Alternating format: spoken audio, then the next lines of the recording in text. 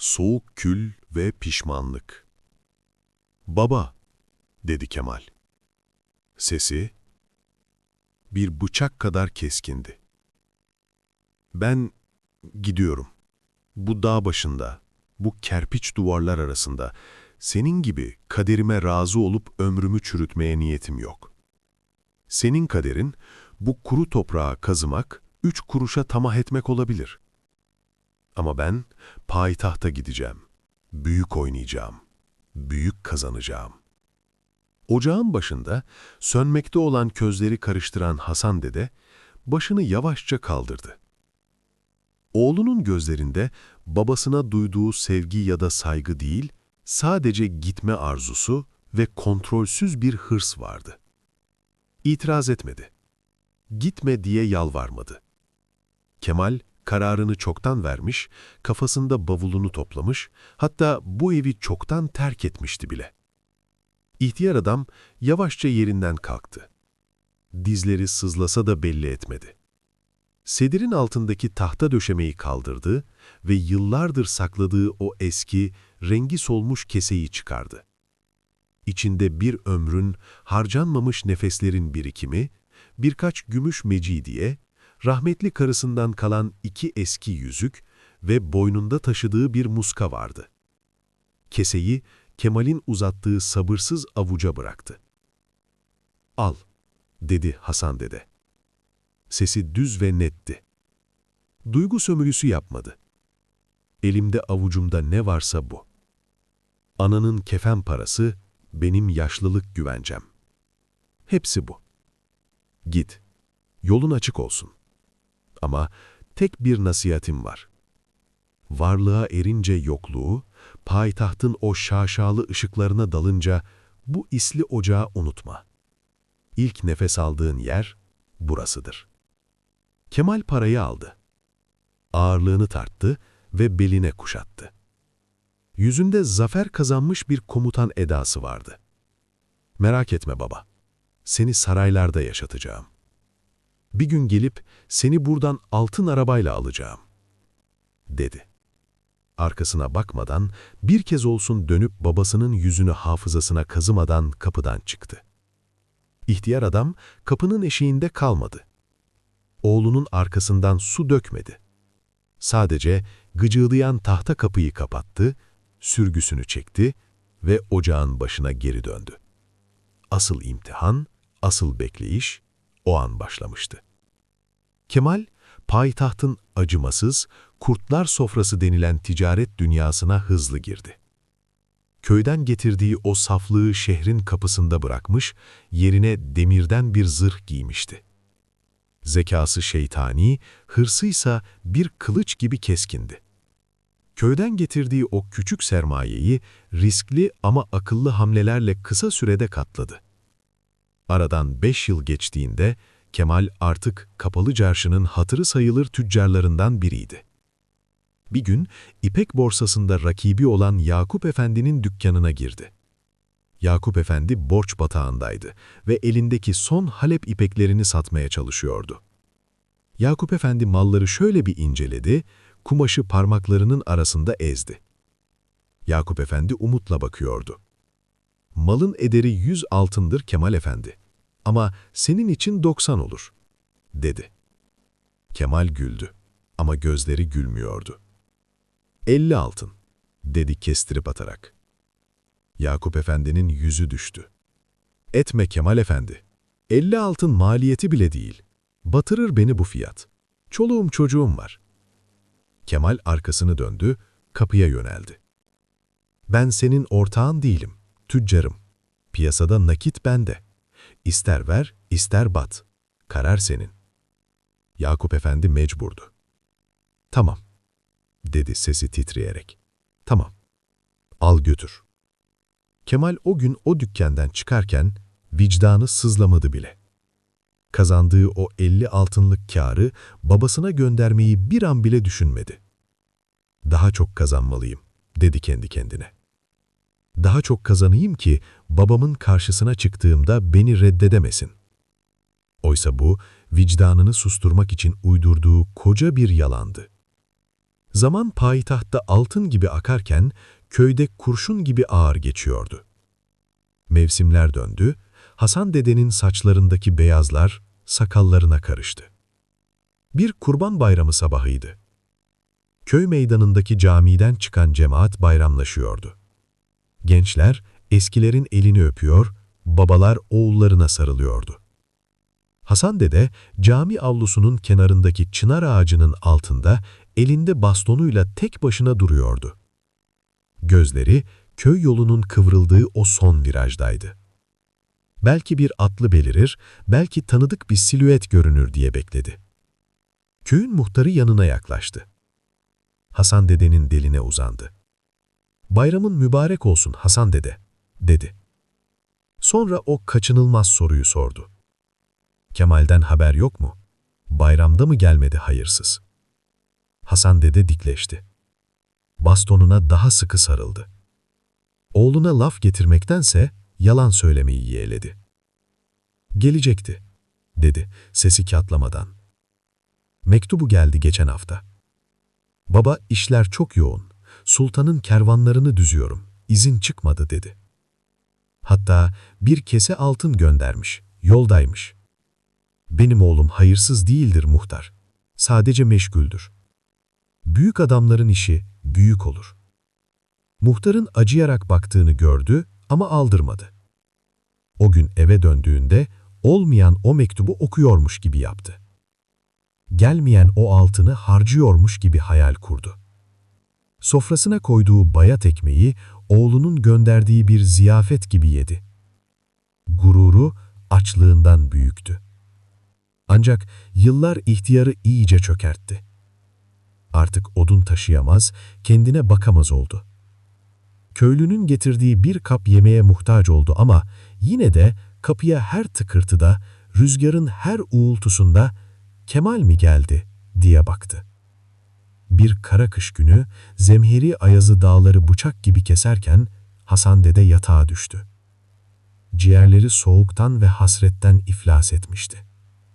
Nefes alırken göğsünden hırıltılar geliyor, evi ısıtamadığı için yorganın altında titriyordu. Komşular durumun ciddiyetini anlayıp payitahta götüren bir kervancıya haber verdiler. "Git bul Kemal Efendi'yi. Söyle ona. Baban ölüyor. Helallik istiyorsa, babasının ölüsünü değil, dirisini görmek istiyorsa tez yetişsin."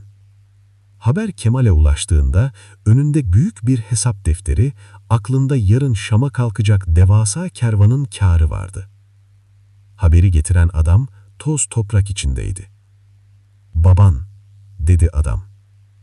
Son nefesinde. "Yetiş." Kemal elindeki kalemi bıraktı. Bir an duraksadı. Pencereden dışarıya, limandaki gemilere, hanın avlusundaki mallara baktı. Kalbinde bir sızı peyda oldu. Ama sonra masadaki altın keselerine takıldı gözü. Şeytan o an kulağına fısıldadı. "Şimdi gidersen bu kervan başsız kalır. Mallar ziyan olur, binlerce altın kaybedersin. Baban dayanıklıdır, koca çınardır o. Bekler." Kemal haberi getirene döndü. Sesi buz gibiydi. "Kervanı yolcu edeyim, şu son hesapları kapatayım, hemen arkasından yola çıkarım. Bir gün geç gitmekle bir şey olmaz. Babam beni beklemeden gitmez," dedi. İşini babasının ecelinin önüne koydu. Kervan yola çıktı. Kemal altınlarını saydı, defterlerini kapattı ve ancak 2 gün sonra yola revan oldu. Yolculuk çetin geçti. Sanki tabiat bu hayırsız evladın yolunu kesmek için yemin etmişti. Tipi bastırdı, atın ayakları kara saplandı. Kemal, vicdanının sesini bastırmak istercesine atını kırbaçladı. "Daha hızlı," diye bağırdı rüzgara karşı. "Daha hızlı." Atı çatlatırcasına sürdü. Yolda mola vermedi, yemek yemedi. Payitahttan çıkarkenki kibri yolun yarısında korkuya, son düzlükte ise dehşete bıraktı. İçindeki ses artık "bekler" demiyor, "ya gittiyse" diye haykırıyordu. O gece köyde nefesler tutulmuştu. Hasan dede, gözleri kapıda, son nefesini verdi. Ne bir sitem etti, ne bir isim sayıkladı. Sadece kapının açılmayacağını kabullenen bir sessizlikle gitti. Yarın sabah cenaze meydanda beklerken, köyün girişinde lüks bir atın nal sesleri, sonra da acı bir kişneme duyuldu. Kemal Efendi, üzerinde çamur sıçramış pahalı kaftanıyla köye girdi. Atından inerken neredeyse düşüyordu. Meydana geldiğinde gördüğü manzara, bütün servetini, bütün kibrini bir anda yerle bir etti. Musalla taşında, yeşil bir örtünün altında babası yatıyordu. Kemal koşmadı. Yürüyemedi de. Sürüklenir gibi gitti tabutun başına. Meydandaki sessizlik en ağır küfürden daha ağırdı. Kimse başın sağ olsun demedi. Kimse yüzüne bakmadı. Sadece köyün en yaşlısı bastonuna dayanarak yaklaştı. Kemal'in omzuna dokunmadı bile. "Geç kaldın," dedi ihtiyar. "Sen kervanlarını, altınlarını sayarken Azrail beklemedi. Baban seni bir ömür bekledi ama ecel bir dakika beklemedi." Kemal cenazeyi orada, o soğuk taşın üzerinde bırakıp bir delilik haliyle babasının evine koştu. Kapıyı tekmeleyerek açtı. Ev buz gibiydi. Dışarısı neyse içerisi de oydu.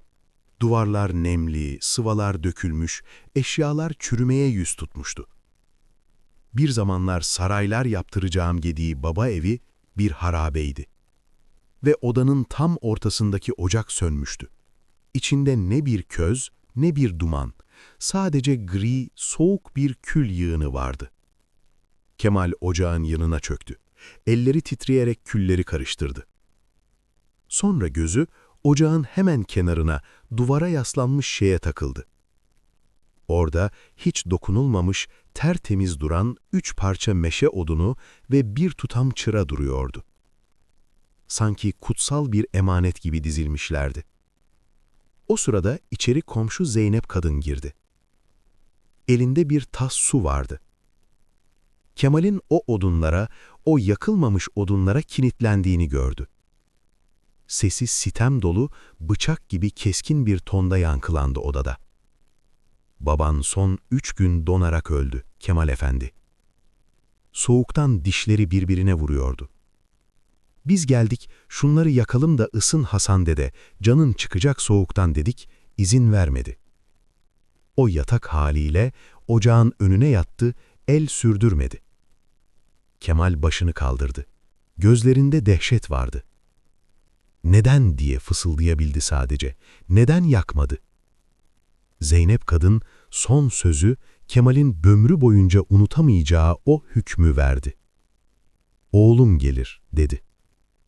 "Benim Kemal'im şehirli oldu, naziktir, ipeklere alıştı, soğuğa gelemez.